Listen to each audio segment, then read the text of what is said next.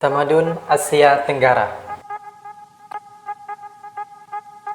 Hari ini saya akan kongsikan di segmen baru, yaitu perkongsian ilmiah, di mana saya akan kongsikan mengenai sejarah-sejarah dan ilmu yang patut kita ketahui. Jadi pada hari ini saya akan kongsikan antara tamadun-tamadun yang pernah ada di Asia Tenggara. Jom kita dengar. Kerajaan Funan yang muncul pada abad pertama. Sebelum itu kita mesti ketahui apakah yang dimaksudkan dengan abad ini. Baik, kita masuk satu persatu. Alaf yaitu 1000 tahun, manakala abad ataupun kurun 100 tahun, dan dekad merupakan 10 tahun.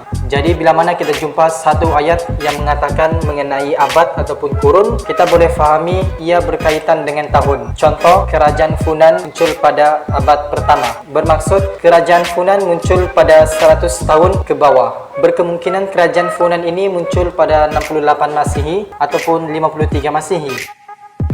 Kerajaan Funan yang diasaskan oleh Brahmin yang bernama Kaundinya berkahwin dengan Soma, pemerintah wanita di Sungai Mekong, dan membentuk kerajaan Funan yang berpusat di Vedapura. Kerajaan Funan menjadi masyhur semasa pemerintahan Pan Shihman, yaitu Empayar Funan meluas ke Sungai Mekong hingga Teluk Chamran di sebelah timur, berjaya menguasai jalan perdagangan utama antara timur dengan barat, sehingga Funan menjadi pusat perdagangan utama di alam Melayu. Serangan kerajaan Chenla dari utara menyebabkan kerajaan Funan mengalami kemerosotan.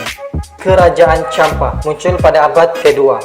Kerajaan Champa diasaskan oleh Chulen pada tahun 192 Masihi. Pusat kerajaan Champa terletak di Indraputra. Kerajaan Champa sering berhadapan dengan serangan dari David. Chulen berjaya membebaskan Champa daripada pengaruh Cina. Kerajaan Champa menjadi masyhur pada zaman pemerintahan Cebonga, yaitu beliau berjaya mengatasi ancaman David. Beliau meluaskan Empayar Champa ke wilayah David hingga lembah Sungai Merah. Serangan Champa ke wilayah David berjaya membunuh pemerintah David, yaitu Raja Trendotong. Pemerintahan beliau mendapat pengiktiraf daripada dinasti Ming pada tahun 1369.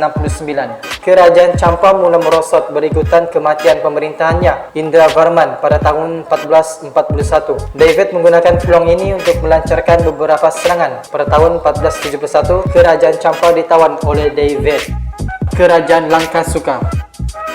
Empayar Melayu yang berpusat di Kedah dan diasaskan oleh Merong Mahawangsa pada abad ketiga. Kerajaan ini terbahagi kepada dua, yaitu kawasan tebing Sungai Merbok dan sebelah timur Kedah di pesisiran Laut Cina Selatan, berkembang di utara Semenanjung Malaysia sehingga selatan Thailand. Kerajaan Chitu. Kerajaan ini merupakan kota tayang yang sangat kaya raya, terkenal dengan aktiviti perlombongan. Keluasan mencakupi Kelmian, yaitu dari Besut di selatan hingga ke Naratiwat di utara. Diasaskan oleh Raja Gautama pada tahun 556 Masihi. Kerajaan Kedah Tua. Kerajaan Kedah Tua pula muncul berikutan perdagangan masyarakat di Gor Kepah dengan pedagang luar di Sungai Mas. Pada peringkat awal, pusat kerajaan Kedah Tua terletak di Sungai Mas dan Pangkalan Bujang. Kewujudan kerajaan Kedah Tua diperkukuhkan dengan catatan golongan agama dan perdagangan dari Cina, India, dan Arab Parsi. Kemasyhuran kerajaan Tua dikaitkan dengan kepesatan kegiatan perdagangan di Lembah Bujang, yaitu pedagang dari luar berkunjung ke pelabuhan untuk berdagang, dan Kedah Tua juga menjadi pusat keagamaan agama Buddha. Kemasyhuran kerajaan Kedah Tua menyebabkan Sriwijaya menguasainya. Pada tahun 1025, serangan tentera Chola dari India telah melemahkan kegiatan perdagangan di Kedah Tua. Pada abad ke-7, kerajaan Kedah Tua mula mengalami perubahan dalam pemerintahan setelah muncul Kesultanan Kedah yang memulakan kerajaan baru di Kedah. Kerajaan Gangganegara diasaskan pada abad ke-6. Kajian arkeologi menunjukkan bahawa kerajaan Gangganegara muncul pada awal abad ke-6. Namun sejak abad ke-5 lagi, kerajaan Gangganegara telah berfungsi sebagai pusat pelabuhan. Kerajaan Gangganegara dibuka oleh Raja Khmer dari Kemboja. Pada peringkat awal, pusat kerajaan Gangganegara terletak di Pangkalan. Kemasyhuran kerajaan Gangganegara bermula pada abad ke-9, yaitu pada tahun 850 Masihi, Gangganegara berjaya mempertahankan kedaulatannya daripada serangan kerajaan Sriwijaya. Namun, kerajaan Gangganegara mula menjadi lemah setelah diserang oleh tentera Chola dari India pada tahun 1025 Masihi. Serangan tersebut memusnahkan pelabuhan Gangganegara.